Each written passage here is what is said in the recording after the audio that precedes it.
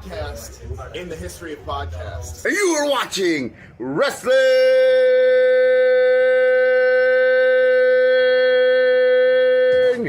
with Savage! But of course.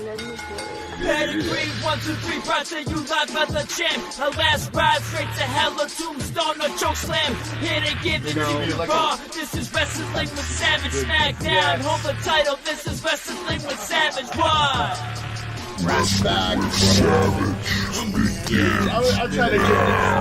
I'm trying to give these two WWE legends. What's going on, everybody? Welcome back to Wrestling with Savage. We're going to be reviewing Smackdown and Rampage yet again. Here we are on another Friday night, and you know what that means. It's time for Wrestling Talk with Savage. What's going on, Gilch? How you doing, buddy? I'm good. How about yourself? I'm okay, considering Friday night. It was whatever. I'm sure you probably wish you were still on vacation. I do. Not having to deal with this fucking nonsense on Friday night. SmackDown's kicking off with a taped episode. Obviously, it stayed in Detroit's Little Caesar Arena after last week's SmackDown, and they finished the whole episode that same night. Clash at the Castle is tomorrow in Wales. It's going to be at 1 p.m. Eastern Time. I am going to be doing live play-by-play commentary, and we're going to have to wait and see till tomorrow what's going to happen. We find out a couple of things about tomorrow that we didn't know. Gypsy King's going to be there tomorrow on the front row. Do you think he's going to get involved in some kind of storyline or something? Probably. I think so, yeah. Terrible. I know. Terrible. All right. We have the first match of the night, Viking match. It's a Viking rules. There are no rules. It's going to be the New Day versus the Viking Raiders. The ring was decorated in all kinds of shenanigans. There were shields all over the ring. They had like the front end of the ship built in the front of the ring. And it had like a mat. They actually went all out for this fucking match. Once I saw the stage and the set, and I was like, oh, they're going to give these idiots like 20 fucking minutes, aren't they? And that's exactly what they did. They actually gave them like 25 minutes of wrestling that, in my opinion, is unnecessary and unneeded. This match is beyond overkilled already. Why are you continuing to squash the New Day? At this point, it's not the New Day. It's they're having a real bad day. 25 minutes. I am so glad.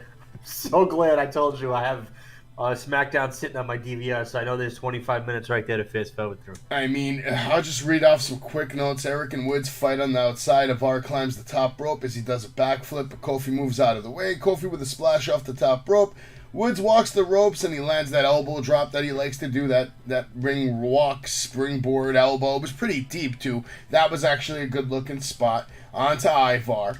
He goes for the cover, but Eric breaks it up. Kofi throws Eric to the outside of the ring. The New Day are on now the Dragon Boat, they're calling it, and lands an elbow on the Viking Raiders. They both go for the cover, but the Viking Raiders kick out. All four men are now fighting on the outside of the ring yet again. The Viking Raiders then slam Kofi into the Dragon Boat. Woods hits Ivar with a shield, and Eric with a right hand onto Woods. Both Woods and Eric are on the Dragon Boat, and there's two tables stacked on the top of each other next to the boat. Ivar hits Woods from behind with the shield. Kofi jumps off the top rope, but Ivar hits him with the shield. The Viking Raiders lift Woods, and they slam him through both tables. Ivar goes for the cover and gets the pin. The winners are the Viking Raiders. Oh, wow. What a match. What a match. I mean, again, I would appreciate it more if the Viking Raiders just came back and kicked different teams' asses. Even if it was just random people that we didn't know. Usually they've been doing that a lot lately with the jobbers, having their little moments. They couldn't find two more jobbers over here? No, we just have to continue to shit on the New Day for no fucking reason other than because they're just there and they're the only tag team these guys have to fight? What's the other reasoning? This is bad. This is bad. This still stinks like Vince, man. This does not smell like Triple H. This doesn't smell like new management. This is the same storyline now for, I don't know, how long has it even been now? Like, since the Viking Raiders came back. It's got to say at least 2 months or something like that, right? Yeah, I know that, I don't know how they do anymore, but for a while, I mean, New Day was the merch kings for a while, right? So I could see like a little loyalty there, having them on TV, but at least put them in the ring with guys that could give them good fights, like something. I don't know. I don't care if you're a New Day fan. I feel bad for you. That's all I'm gonna say. If you're a Viking Raiders fan, please say something. I'd love to hear from you. I'd love to meet a Viking Raiders fan because it's yet to happen in my life. I know people who like their work a little bit. They respect them as tag teams and all that, but not like actual fans. You're not going to go out and buy merch. You're not going to fucking stand up and cheer for them. You're just not. After this, we get a segment with the Bloodline. You see Sami Zayn. He's planning for the party later tonight. There's going to be a celebration to celebrate the Tribal Chief. Sami Zayn's backstage wearing a red suit. He comes in. Then we see the Usos show up. Zayn says someone told him the suit has tribal prints, as Jay tells him it doesn't. Zayn says Roman has been champion for 2 years and it's a special night. He has pictures of some of Roman's biggest moments. Jay says this is a bloodline celebration. The wise man should be here. Zayn, of course, says he's still hurt. Good question. Do you think we're going to see the wise man tomorrow in Cardiff? At Clash at the Castle? Is he going to be there to support his tribal chief? I don't know. I have to think that there's no way Roman's losing if Paul Heyman's not there. Heyman has to be there when Roman's going to lose this thing, right? We need the visual of that devastation and, the Jewish tears. We have to see them. But, it's not going to happen, I don't think. I think Paul Heyman is not traveling to England for this.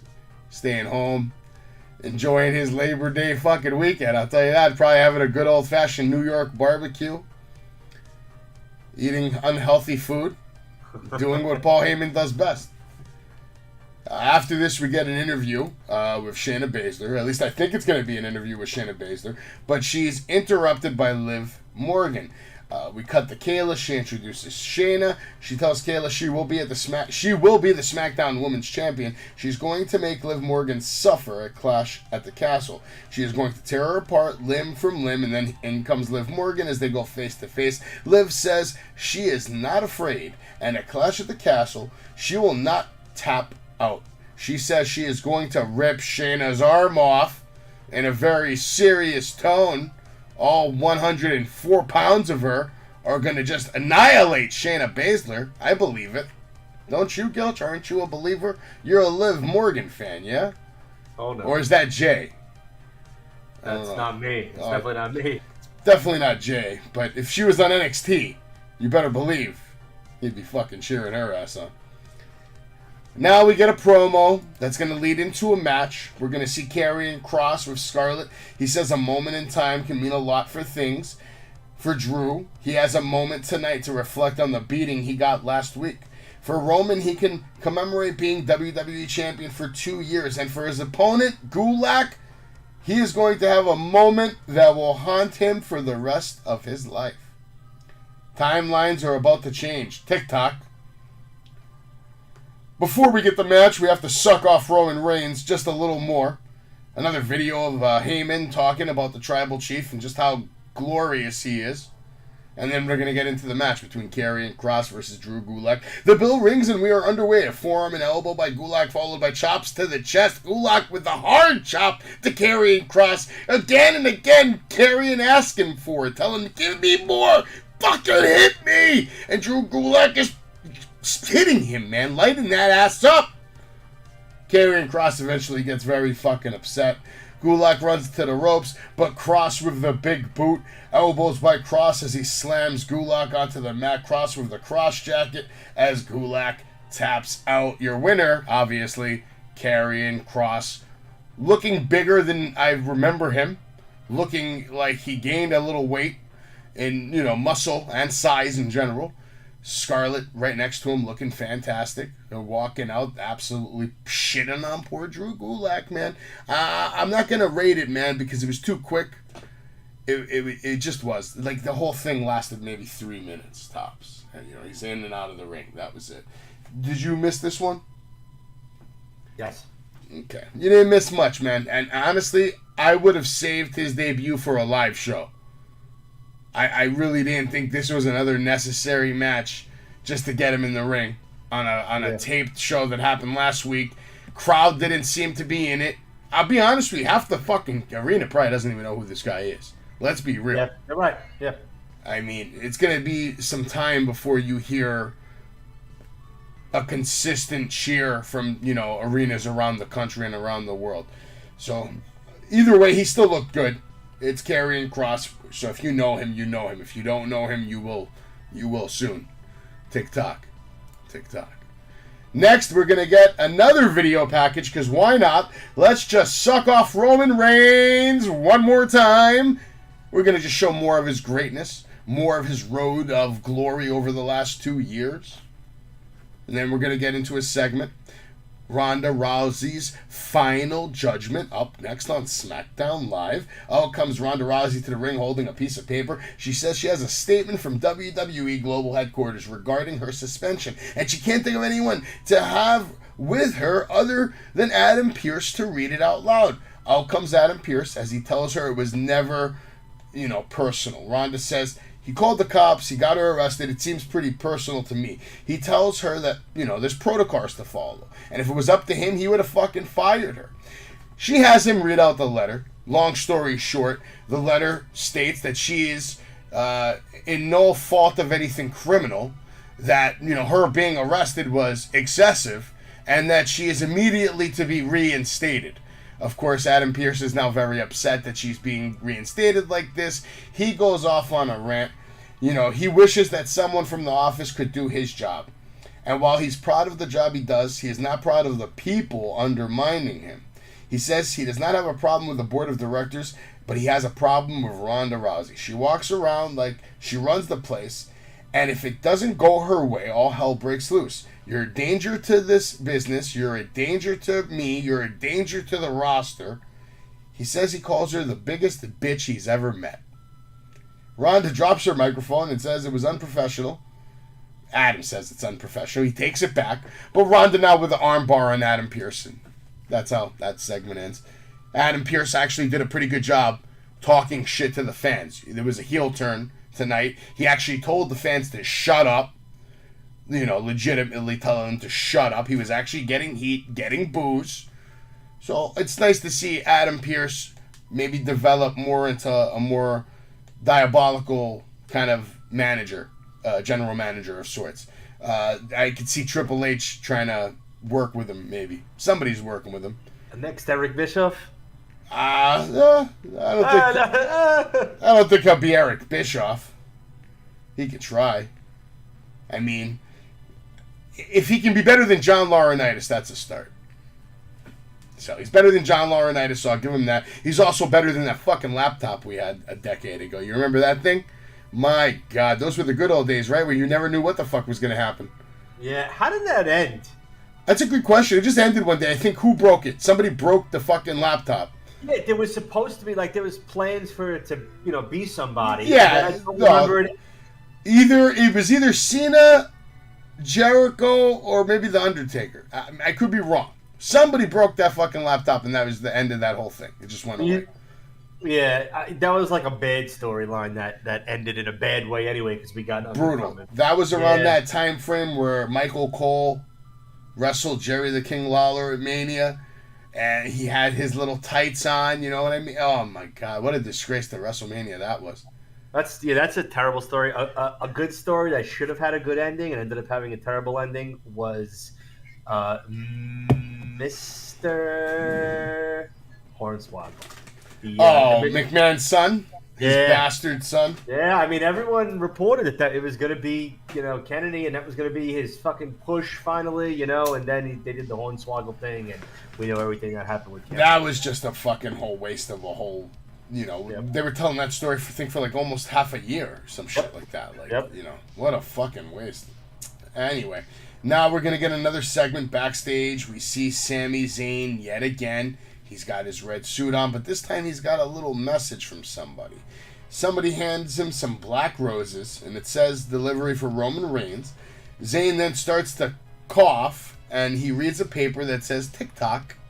Another message from Karrion Kross. Well, apparently the roses are very foul and they stink, and They were for Roman Reigns, but Sami Zayn got involved. Next, we're going to get a match between Hit Roll versus Maximum Male Models. Adonis and Mansoor start the match. Adonis with a drop kick comes in Mace. Mace. I don't want to mess that up, Max Dupree. I don't need you mad at me.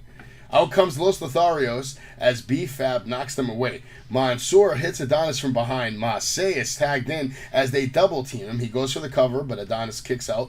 We get right hands by Mace. Mansoor is tagged back in. They double team Adonis. Mansoor goes for the cover, but Adonis kicks out. Adonis makes the tag to Top Dollar as he hits Mansoor with a right hand. Top Dollar with a knee to the face. He knocks Mace to the outside of the ring. Top Dollar with a splash onto Mansoor in the corner, and Adonis is tagged in as they hit him with a heavy hitter. They go for the cover and get the win. Hit Rose goes over on Maximum Male Models in their first match. I was more interested in their debut than carrying crosses. The one thing I'll say for them is they hit a move during the match that was called the runway, where the guy is laid down in the ring and they just walk over his body like it's a fucking runway. And it was fantastic. So kudos to them for that fucking spot, because I was wondering if they were gonna. It was fantastic. Fucking brilliant. It was Mace that did it, and he did it with such conviction. Like, he started at one side of the ring and just walked down the runway, and the runway included the guy's body. And I gotta see this. Yes, it was good. I just wanted to point that out. If you missed it, that's probably the only thing you'd want to catch from that. I don't know why they're getting Los Lotharios involved. Another incredible tag team. How much more better of a match could we have seen, let's say, if it was Los Lotharios versus New Day? That match would have been so much better than the Viking Raiders match. But, you know, I'm wrong. I don't know. Like I said, they came out. They attack Hit Roll, and then the Street Profits have to come out. They clean house. Hit Roll, Street Profits, they go over. And that is the end of that whole nonsense. Now we get an interview. Oh, yeah, I have actually one piece of exciting thing that happened tonight. We're going to get to it in a little bit. You're going to love it. I guarantee you when I tell you what happened tonight, it was probably the best moment of the night, by the way. Easy. It has nothing to do with Roman Reigns. Okay. It has everything to do with this guy we're going to talk to right now. Kayla's backstage with Corbin. He says he doesn't want to talk about previous weeks. He is happy. His life is good. He says he's going to issue an open challenge tonight. So, we're going to get a match between Corbin and Shinsuke Nakamura, who's going to come out, accept the match. The bell rings and we are underway. Right hands by Corbin, but Nakamura with kicks. Nakamura stomps on Corbin in the corner. Nakamura with a kick to the face. Nakamura goes for the Kinshasa, but Corbin hits him with the deep six. He goes for the cover, but Nakamura kicks out. Corbin goes for end of days, but Nakamura lands on his feet. Corbin runs and slides under the bottom rope, gets back in the ring. Nakamura with a Kinshasa out of nowhere. Goes for the cover, gets the pin. Corbin is a loser yet again. Quick match. I mean, I was shocked. I was like, fuck, man, this shit on Corbin. Fucking hardcore.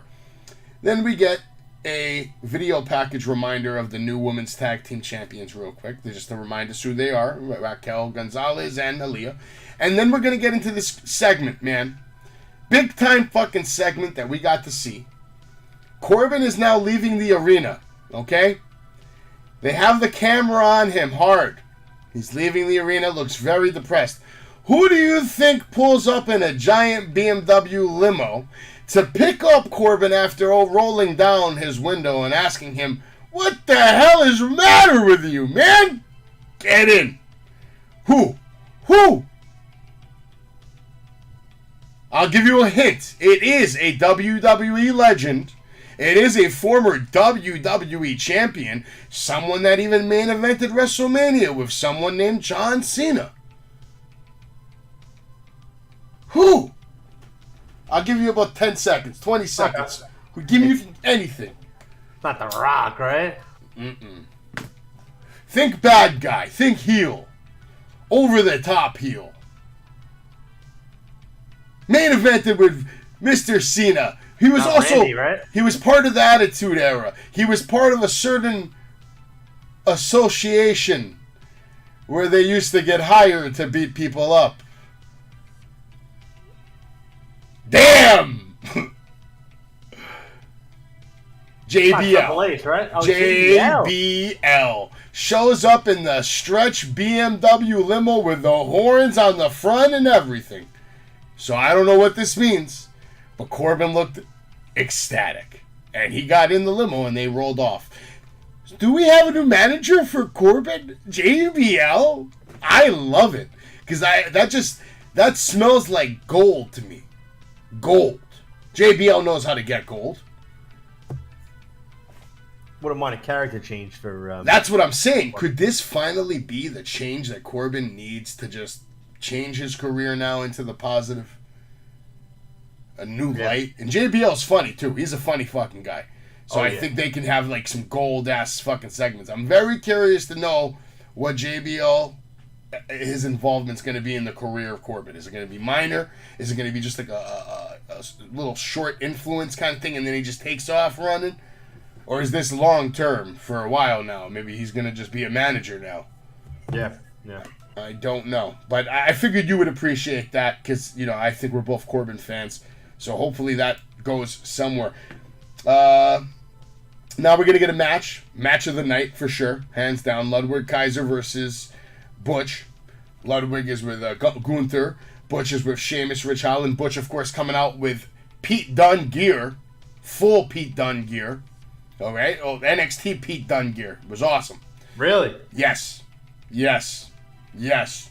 Full Pete Dunne gimmick. Move set. Finger manipulation. Everything. Pete Dunne. They just called him Butch, though. They didn't call him Pete Dunne. Call him Butch. But Michael Cole did say the closest thing you're going to get to shades of who Butch was. And he didn't say Pete Dunne. He said of who Butch used to be. The bell rings. Why not just change his fucking... I don't get it. Are they trying to say, oh, no, we can't do that to the crowd. They're too smart. We don't care. Just change his name. I think they're just committed to the shittiness of the storyline, and they're just going to roll with it and see what happens. But the bell rings, and we are underworld. Butch pushes Kaiser down. Right hands by Butch as Kaiser gets up. Kaiser pushes Butch down. Butch runs to the ropes as he hits Kaiser with a clothesline. Kaiser with a modified armbar, and he twists Kaiser's fingers. Kaiser gets up. We see a right hand by Kaiser, followed by a suplex. He jumps off the second rope, but Butch with a right hand. Kaiser falls to the outside of the ring. Butch on the ring apron. He jumps off, but Kaiser hits him with a European uppercut. We're going to go into a quick commercial back from Butch with a jumping kick to the head. Butch then with a German suplex as he stomps on Kaiser's hands, just like Pete Dunne would have done. A kick by Butch as he goes for the cover, but Kaiser kicks out. Butch climbs the second rope, but a kick out by Kaiser. Kaiser then slams Butch's face first into the mat. He goes for the cover, but Butch kicks out. Kaiser with an uppercut. He goes for a backdrop, but Butch lands on his feet, and he kicks Kaiser onto the side of his head. This looked really good, really stiff. Butch runs toward Kaiser, but Kaiser flips him and slams him face first onto the mat. He goes for the cover, but Butch kicks out. Kaiser grabs Butch, but Butch reverses it into the bitter end. Butch is your winner. Clear as day. 1, 2, 3. Gunther's upset. Sheamus is happy. Ludwig has to hold Gunther back to tell him, fuck it, it's not worth it, fight him at, Clash, and that's the end of that. And now we're going to get into another segment. It's going to be the final segment of the night. It's going to be the celebration. Zayn and the Usos are backstage. Jay tells them that they should go to the ring. Zayn asks them if they should wait for Roman Reigns, and they all go to the ring together. Jay tells Zayn he is making himself too comfortable, and he isn't even a bloodline, like real blood, Jimmy says they should go to the ring, and Roman will eventually join them. The entrance was amazing. Like, Sami Zayn coming out and then dancing alongside the Usos just the way he does with a red tuxedo on was a beautiful fucking visual.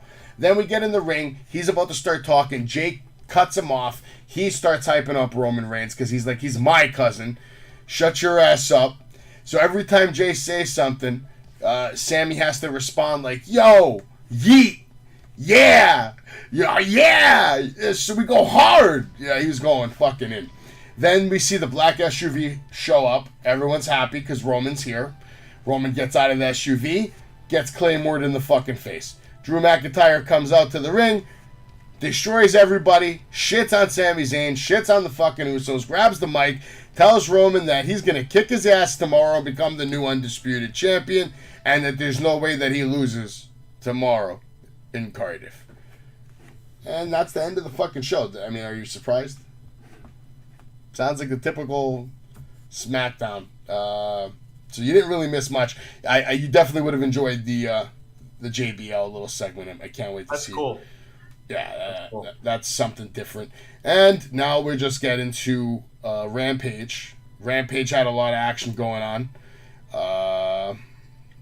Real quick, let me just change this bullshit. There you go. Oh, look, now it's Rampage. The latest edition of AEW's Friday night show comes your way live, which I actually didn't even realize it was live until they said it. I was like, oh, fuck, it's live tonight? That's cool. It was actually live tonight.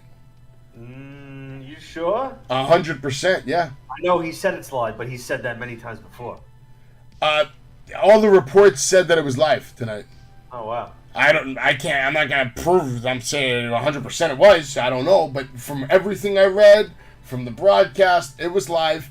And it kind of looked live because the last segment I'm sure you saw between Ricky and Hobbs, it looked pretty shitty. I'm pretty sure they would have edited the shit out of that. It didn't look as good as it could have. But those guys don't have the experience yet for that. They just don't.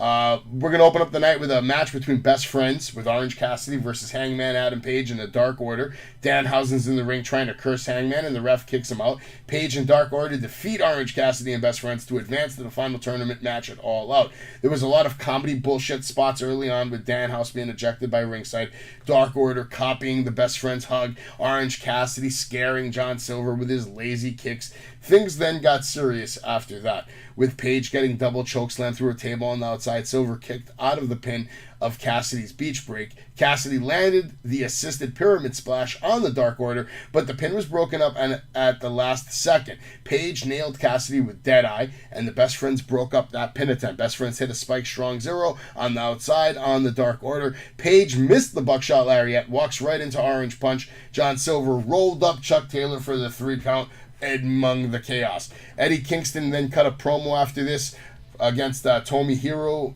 Ishii ahead of their match at All Out, the pre-fucking show. Who cares? I don't care. Let's talk about that match, though, with the Bucks. Hangman, obviously, we figured that he was going to be in the finals. Can you see Dark Order maybe pulling out a fucking shocker? Is that just the Bucks fan in you talking? It is, Please. isn't it? Please, no. You gotta admit this, though. Who's had more moments, the Bucks or these little guys, the Dark Order? As far as championships go. Now, they've both had moments on screen time, all that. But championship gold? Have they ever had a moment?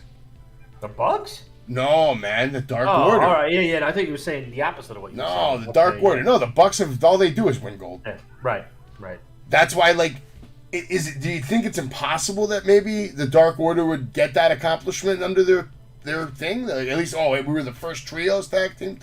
I could see maybe it happening. You know what? The way they've been booking shit lately, sure. Why the hell not? I mean, it's like, do I think it's a good idea? I think it's a fucking terrible idea. So you know what? Decent chance it'll happen. Probably. I was just thinking it's not impossible because as of late they've been booking the Dark Order to look a little stronger. Now they got Hangman with them. We know that somebody loves Hangman. I don't know who. It's probably Tony. Speaking of Dark Order and like ex-Dark Order, did CM Punk, when he told the guy in the crowd that that's probably like the most action his fat guy's gotten? That was Colt Cabana, I believe. Is what I heard. The guy started a Colt Cabana chant, and that's when CM turned and said that. Sorry, I just had to interject with that. No, that's fine, man. I'm okay with that. Man. I'm okay with that. I had heard about that nonsense. Now we're going to get a match real quick. It came out of nowhere. I wasn't expecting to even see this match, but we're going to get a match between Rey Fenix versus Blake Christian, who I have no idea who this is. I guess he's from AEW Dark, Elevation, or one of the bars that Pac fights in, maybe. We never see the other matches. Christian got some moves in, but Phoenix spiked Blake's head right into the mat for the sudden pinfall victory. Obviously, Rey Fenix is going to go over in that one, and we're not even going to get a chance to see this guy Blake in action. Much longer than a minute and a half, maybe, tops. Then we're going to get the promo from Hook, and of course, Daddy Magic, Matt Menard, and Cool Hand Angelo Parker have to interrupt. They start talking trash ahead of Parker's FTW title match with Hook at All Out. Hook takes his shirt off and tensions escalate, but Jericho lackeys walk away before fists are exchanged. But they did keep yelling something that JR had problems understanding. Matt Menard was just yelling, We're gonna taste the title. We're gonna taste the title. We're gonna taste the title. Well, however he was saying, we're gonna taste it. I doubt it, but Hook. Yeah, Hook's got to do more than that. Man, I tell you what, man. No one has grown on me like Daddy Magic, Matt Menard. Matt Menard is beautiful. Yeah. First time I saw this guy, his face annoyed the fuck out of me. Oh yeah. And I didn't think he was edgy. What he was shooting for, I think he had to go a little further, a little edgier, a little further. I didn't think he was there yet.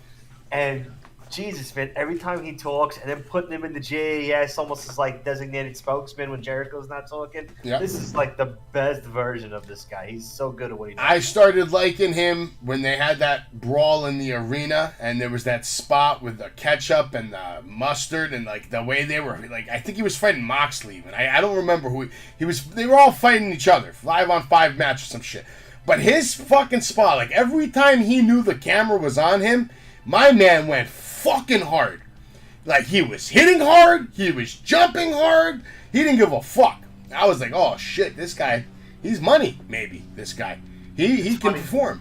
It's funny too, because early on I was actually like one of my like talking points was like all the tag teams, like the great tag teams AEW has, and they have this stupid 2.0 on TV. And then, like I said, he way beyond grew on me. And then you put in his voice when the JAS comes out, Jericho's music, and he's like, the JAS, the pinnacle.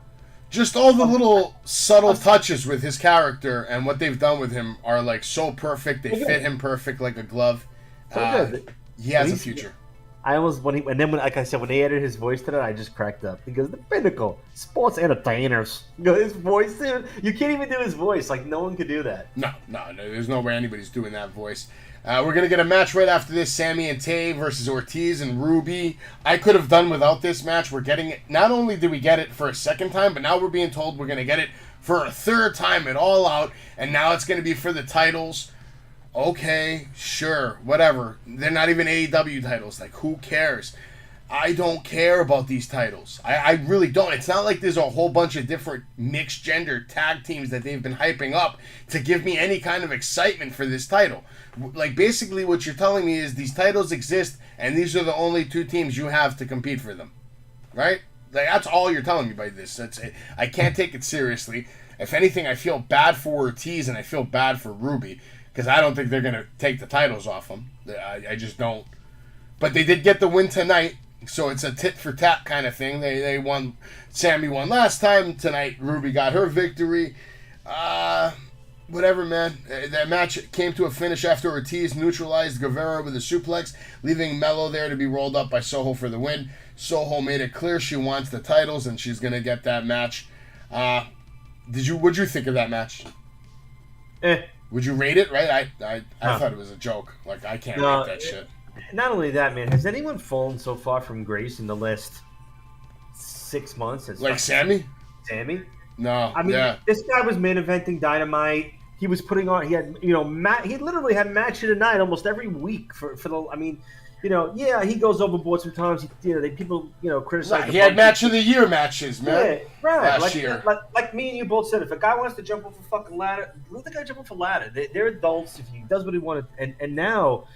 At first, I kind of liked the heel turn, and then like him and her together, like had that annoyance that like made it a good heel. Now it's not even it's a different annoyance. Now it's like I don't want to even see it anymore. I don't like it because it's not letting him focus on him.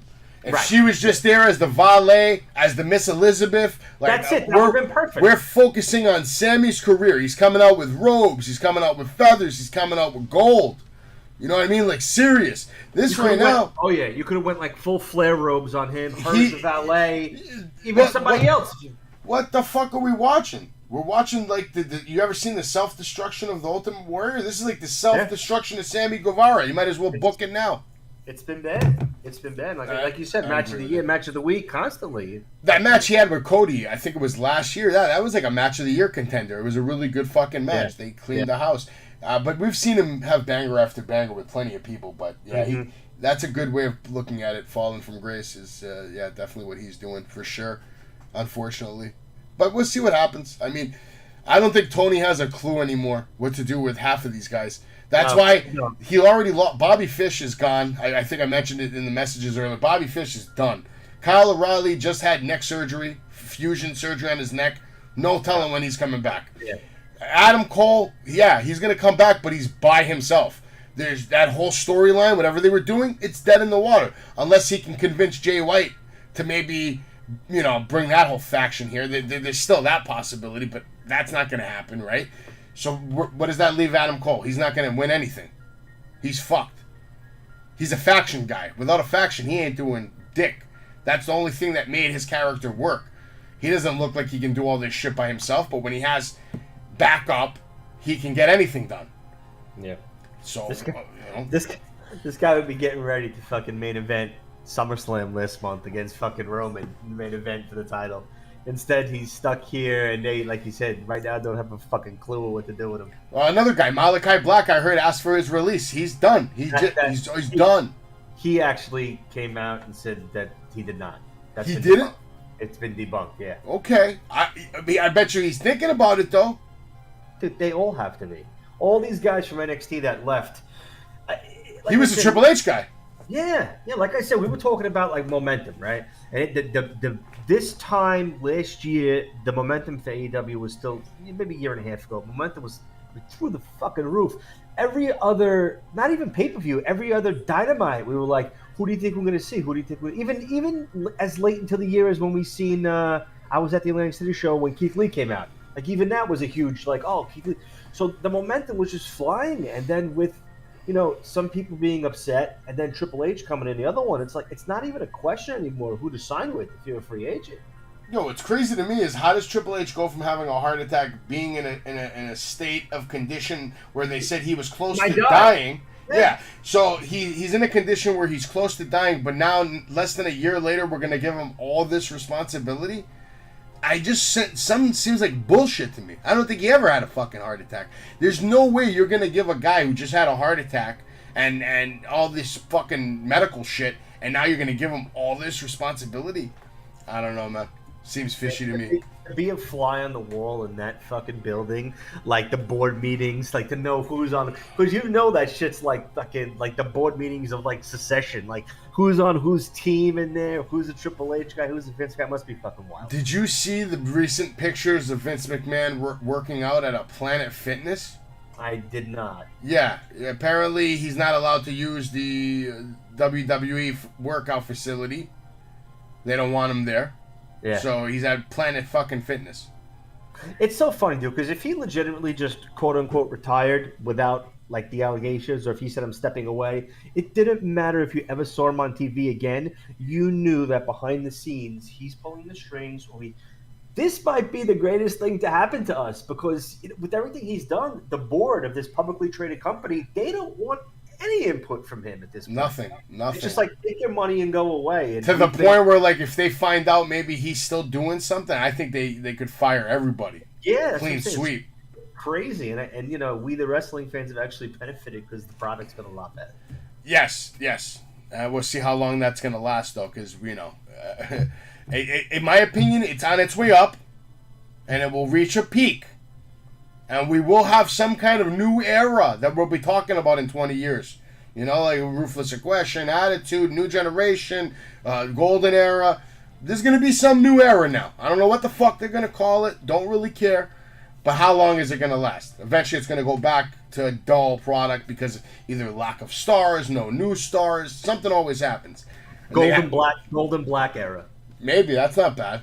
As all the guys in 2 years' time, the guys at the top will be Johnny Gargano, Karrion Kross, whoever else ends up coming back this way. It already looks like that now, man. Between Damian Priest, Finn Balor, Rhea Ripley, Ciampa, Theory was the other one I was thinking. Theory, yep. You got all Karrion Kross now having his Shinsuke. All these guys, right, all NXT. Gunther, NXT. You know what I mean? All your champions, all of them. We'll see what's gonna happen though. We're going to get an interview right now. Mark Henry's going to have a sit-down with Athena and Jade Cargill. Basically, Jade Cargill talking shit, saying she's sick of all these bitches fucking talking shit, blah, blah, blah. And Athena just got up and started talking hella shit, saying she's going to beat her for all the women in the back that she treats like shit, and she's going to do this for all the bitches in the back. Yeah, no, she's not. Jade Cargill came up with a cute nickname for Athena, started calling her number 37. So you're just 37. That's your name. I like that. Like, I thought that was a hard line, like the hardest line, because that's 100% factual. Jade Cargill's on a rocket ship right now, and nobody's getting in the way of that. Not Athena, not Statlander, not fucking nobody. None of these chicks. None of them. Definitely not Thunder Rosa. I'll tell you that. Thunder Rosa's done. We're going to get another fucking promo. It's an interview this time, but before that interview, they're going to show us a video package of CM Punk and Moxley as we go to break, just to hype up this match yet again. Then we're going to get the interview between the Acclaimed with Billy Gunn, and then Swerve in Our Glory. Max says we have the most wins. We have the #1 shirt on AEW shop. This is our house. This is not your house. Daddy asked in the Acclaimed. They're exchanging some trash talk with Keith Lee. Swerve a little bit, a little more. Swerve says, we are on the top of the mountain in tag team wrestling, and we are made of stones, rocks, and gravel. And last time I checked, rock beats scissors. I actually thought this was decent. I liked it. I was like, that's the best thing Swerve Strickland has said since coming to AEW. That was the only thing that didn't sound like complete horseshit or some kind of bullshit. I was good tonight. Yeah, so we got a couple of signs here. A, there's a new t-shirt. Okay? That's apparently selling very fucking well. Are the Acclaimed getting the rub right now? Is it happening right now? Are they just saying fuck it and giving it to them? I'd love to see it. I hope so, man. I think so. Like we talked about it. Are they ready yet? Probably not, but they made the little dig about the merch tonight. They made it through a little line in the promo when he said about, it's the #1 t-shirt on AEW.com. Yeah. So I think Tony's like, you know what? The fans want it. Let me just go give the fans what they fucking want. Scissor me, Daddy. Scissor me. Oh, man. He's actually wrestling at some whiskey distillery in Patchogue, New York on the 10th of September. It is an event that's taking place at the distillery. There's 9 matches. They're saying it's 9 AEW matches. Now, I don't know if that's true. They won't say any other wrestler's name. It's just Max Caster versus some fucking guy, the main event, and then 8 other matches. The tickets are $15. I don't know if I want to go. Where is it again? A distillery? Patchogue, New York. It's a distillery. I got to look up on my phone. It's like a whiskey distillery, and they're launching a brand new whiskey. And in honor of the event, they're having a wrestling event there. Ring's going to be there. I'll get the link from Facebook later. I'll send it to you. But, that's coming up. And then, of course, we have him at Creative Pro on the 17th, which I'm definitely coming to. I think you said you got the tickets already? So I got that. I got you. I'll Venmo you the day of. Sadly, row 1 sold out, so we got. That's okay. Listen, man, it don't matter, man. Row 2 is pretty much like row 1, so it doesn't really matter. We could still see the show. And I'm sure there's always a little wiggle room. You know what I mean? You gotta wiggle your way in there. If I could do it at WrestleMania, I could sure as shit do it at Creative Pro. That's all I'm gonna say about that, though. We might have to go to Survivor Series, though. By the way, it's in Boston. Yeah, I'm thinking maybe, and if we do, I'll do the drive. I'll pay for the gas and the tolls, and then we'll figure out the ticket or something like that. Yeah, could be a possibility. Survivor Series. I don't know. I'm looking at the calendar now. Yeah, the Creative Pro on the 17th. Yeah. Then we have Grand Slam the next week. I'm not even talking about Grand Slam. I just want it to happen. I don't want to talk about it. I want to get there early that day. I'm going to have a bunch of flyers in my pocket, and I'm doing a bunch of videos with people. I'm going up to them. I want to know who their favorite AEW wrestler is. Who do they hate in AEW? Who do you love in WWE? That's going to be my 3 questions to everybody. The following week is the AEW in Philly that I'm sitting in row 1 hard camera angle. So I I think I got to get like one of the Wrestling with Savage T-shirts that I could wear. That How much was that ticket? I think it was $4. Jesus Christ, my God! Maybe I'll follow you to Philly, and you after you get inside and you're comfortably in your seat, maybe you could send me a screenshot of the ticket, and I sneak my way in and just sit my ass down next to you and maybe buy you food and beer all night. Maybe, I don't know, because Philly's not far, and I do like their cheesesteaks. Yeah, it's only an hour from. Who's on for that night? Have they advertised? Have they promoted anything for that night? No. Nothing, right? Mm-mm. So you could be in for like one of the worst Dynamites of all time, and we don't even know. Exactly. The main event of your show could be like Best Friends versus Motor City Machine Guns. Yeah, that'll be my luck probably. It's funny. The October, we got that October 22nd one. Are we gonna go see FTR and Bret Hart? That's October 22nd. Yeah. Is that on a Saturday or Sunday? That is a Saturday. And that's late too, though, right? I think it's a late one. 7 o'clock. I think 5 o'clock. Could be wrong. The later, the better. When it's on a Saturday and it's late, I can always pretty much it swing it. says 6:30 to 11:30 is what it says. Oh yeah, that's a later one. Yeah, as long as I don't have a wedding to go to, which I don't think so. I'm so sick of these fucking weddings. I have one coming up. I got to find out when it is, and find a way to get out of it. That's what I need to do. Bret Hart is my favorite wrestler, like ever. Yeah, you're gonna see him. He's gonna just be there. Though. He's not gonna fight. Yeah, no, I know. I've never met him. You're doing the VIP to... I think so. Yeah, and FTR right now is, I mean, most people's, but definitely my favorite tag team on the planet. What are you gonna get Bret to sign? Don't tell me a fucking picture.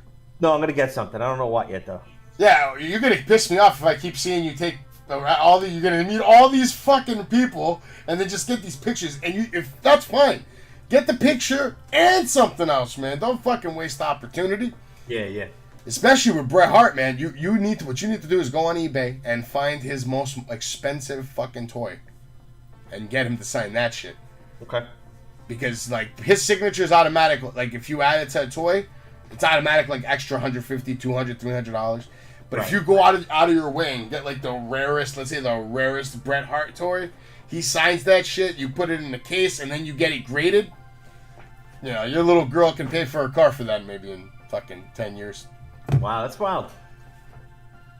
I've kept my toe out of the water of the collectible. Or you know what you could get, since you're such a diehard Bret Hart fan, and I'm sure you got money to blow. Get his fucking jacket, bro. Look online and see how much it would actually cost you to get a real life Bret the Hitman Hart, authentic, in ring, he wore it type of shit.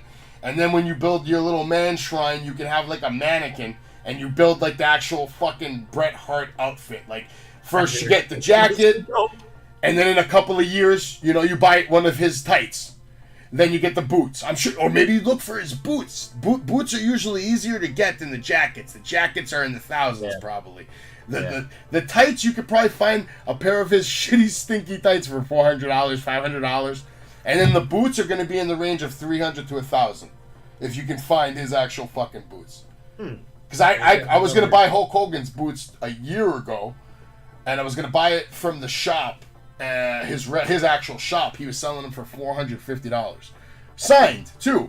The only reason I didn't is because I'd rather get them and then meet him, have him sign it, you know, in front of me type of thing. But, Gotcha. Yeah, you should definitely get... You have time, too, because October is, what, 2 months? Yeah. I'm not gonna tell you what to get. I'm just trying to give you some ideas. But you know, you trying to get something epic, man, for him to sign that will be fucking true treasure kind of item. Especially if he's your favorite. If he's your favorite, yeah, for sure. They even have his title. I know they made the official Bret Hart WWF winged replica. Winged replica of the pink wings. Yeah. I don't think he was he's not a fan of the new belt. He hates that fucking thing. Yeah, I know. I've heard hates that thing. But I think for that, I think that's what I'm gonna do for that one. Because it's the Bret Hart combo and there's the FTR combo. So I mean, those are guys I really want to meet. Like really want to meet. If I meet FTR, they're signing their toys. I got both of their toys right there. Yeah. Those guys are awesome. How much is the meet and greet for all three of them combined? It's like $300, right? It's $300. It includes front row seat and VIP autograph. You don't have to wait in line. You just go right to the front of the line. That's pretty fucking badass. Is FTR wrestling? That's actually not completely out of the craziness for price range, because when you go to meet Bret Hart solo, you could pay up to $150 depending on where you go. Right. So, considering this one, you're meeting 2 extra wrestlers, let's say they're 50 each, and then you're seeing a show as well. It sounds on par, and front row, and you get to skip the line. So, $300 you get a VIP experience. Yeah, it's not that bad. It's not that bad.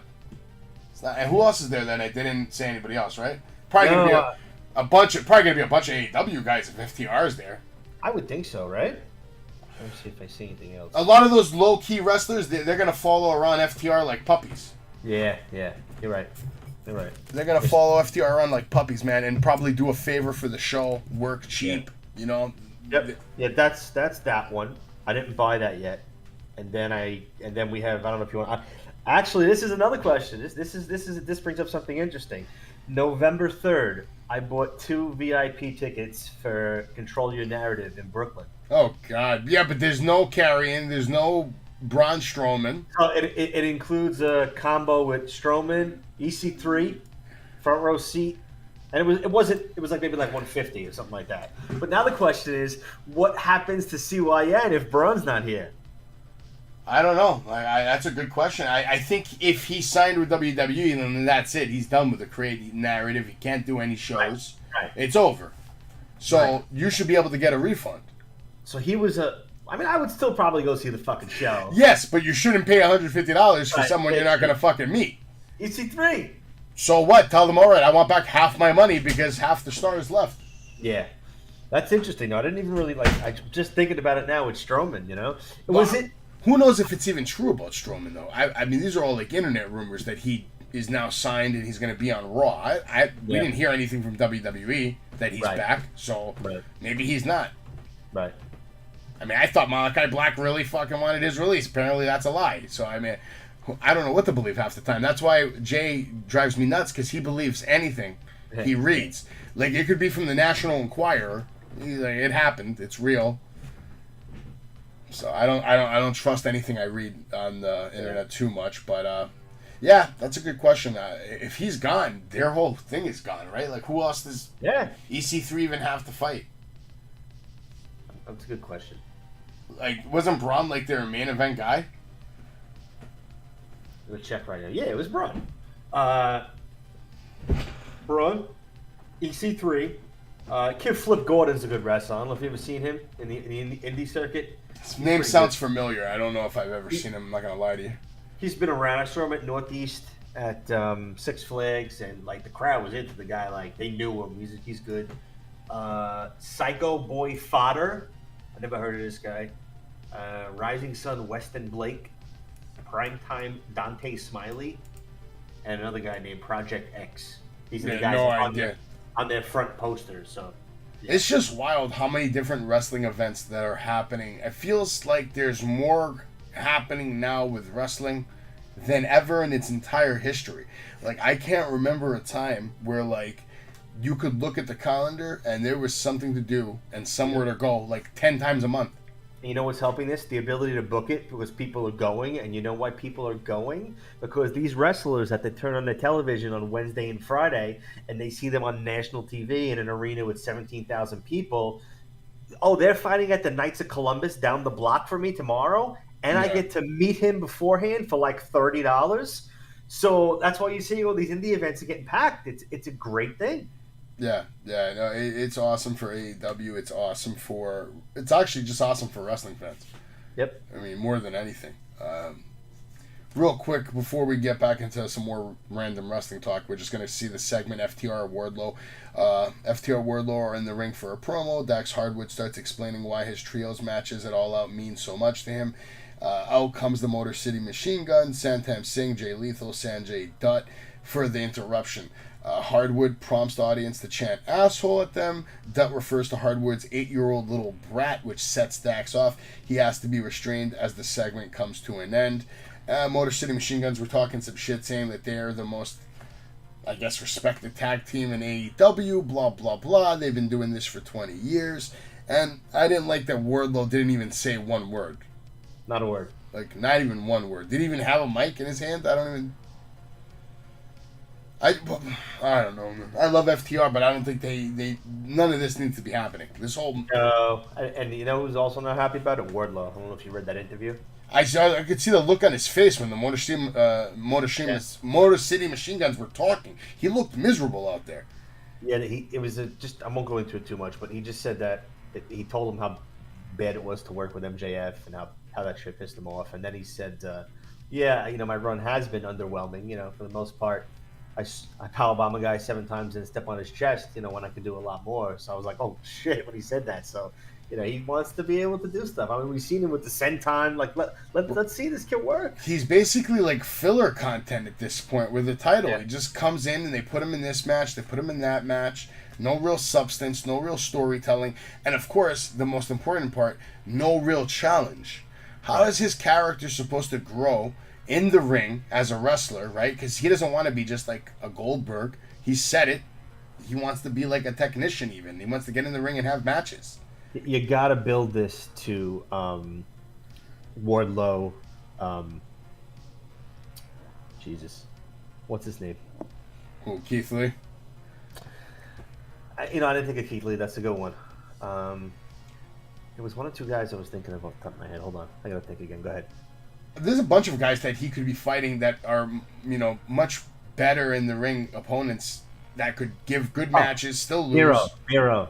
Yeah, Miro. He could fight Miro. Keith Lee. Dude, he could fight Brody King. He could fight fucking, just give me a bunch of big guys. Like even another guy, what's his name? Nick Camarado.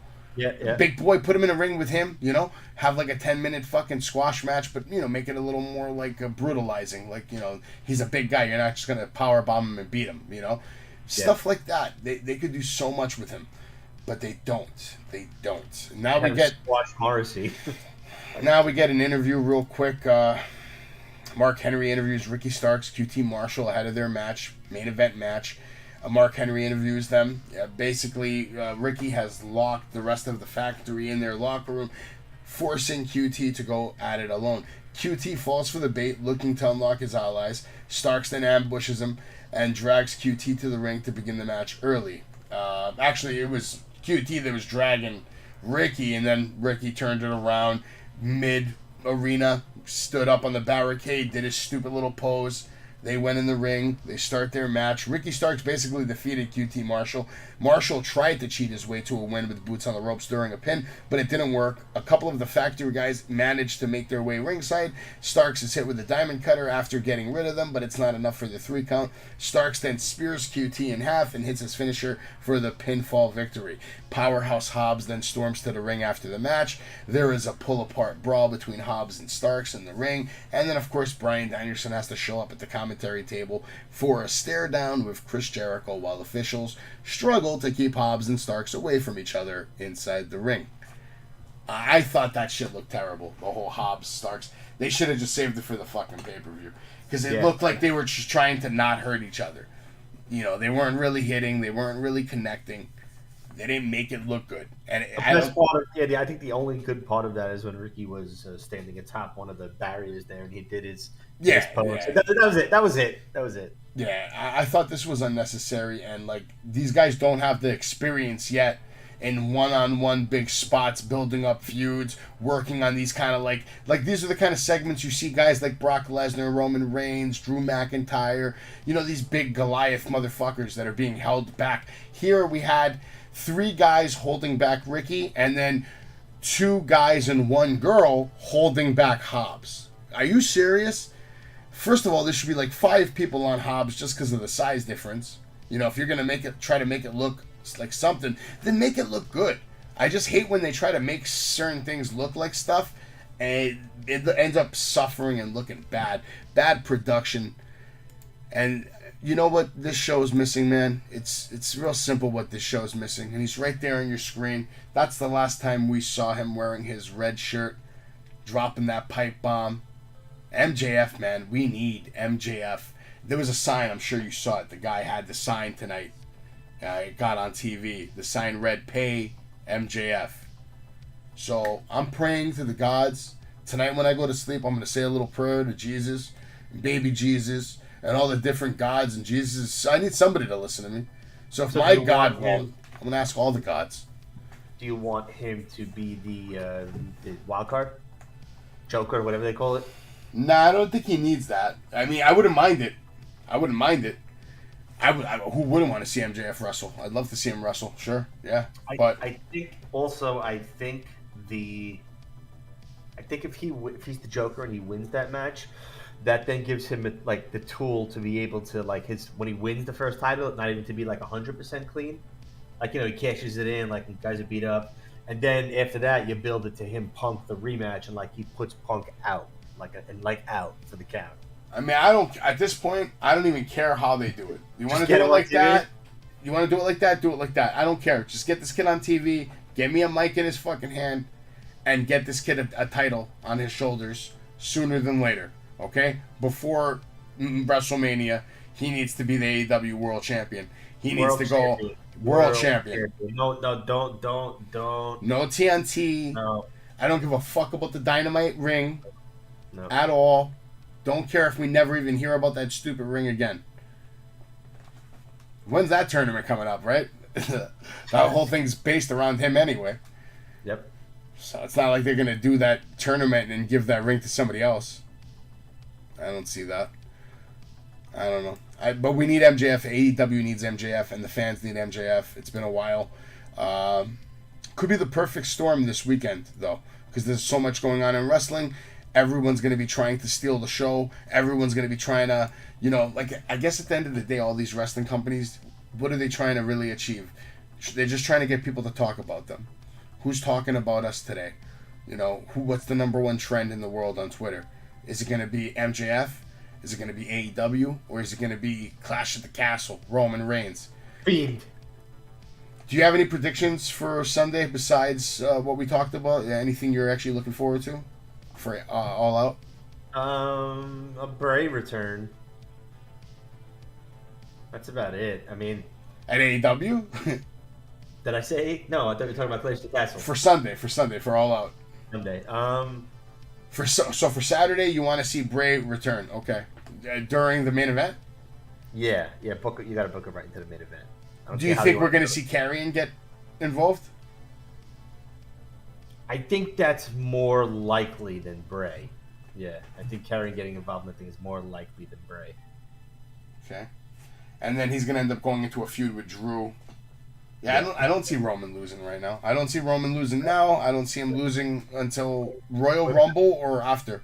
We're back at square one. The creation of the super mega heel on an epic run. So when it ends, it's got to be special. And maybe we're getting there with these guys coming back, Gargano, and maybe we can end up making it special, but not yet. The only thing I didn't mention to you that happened on Smackdown tonight is there was like a third Roman Reigns video package, but the package starts off with Bruno Sammartino, Bob Backlund, Hulk Hogan, all these champions that are higher than him in the record books.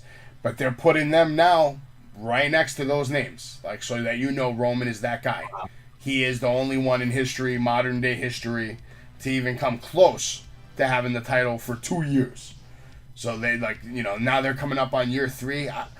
If The Rock doesn't come back from Mania, and you know what? I don't know if you read. Did you read the article? Jim Ross talked to somebody, and he said, you're probably more likely to see The Rock have a match with his daughter at WrestleMania before you're going to see him fight Roman Reigns. That's wild. That's what Jim Ross said, because his daughter is in the training system. Yeah, I know. So, it's his daughter. It's kind of tough. What do? Roman's like, hey, cuz, you want to have a epic match? Or my daughter, hey, Dad, you want to help me become a star? Which one do you think you would pick? You're going to probably help your daughter. Of course. So, I don't know. Yeah. So, I don't know. Like you said, some interesting things to think about down the road. But I'll be back here tomorrow for Clash at the Castle at 1 o'clock. You're more than welcome to join if you want for the commentary or whatever. If not, no worries. Wedding. Yeah. Well, good luck with that. I'd rather be at a wedding than watching this fucking pay-per-view. I'll tell you that right now. That's how, and I don't even want to go to a wedding. Fair. All right, guys, this has been Wrestling with Savage, episode 91. Thank you so much for being with us. Everybody have a good night. God bless. Shout out to Dave, Jay. Make sure you're following us on YouTube, Twitch, Facebook, TikTok, Instagram, and all that other good stuff. Everybody have a good night. Be safe. Podcast. And you are watching Wrestling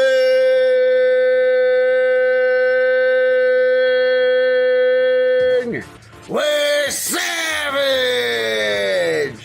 But of course, Pedigree, 1, 2, 3, Bronson, you live by the champ. Her last ride straight to hell, a tombstone, a choke slam. Here to give it to you raw. This is Wrestling with Savage. Smackdown, hold the title. This is Wrestling with Savage. What?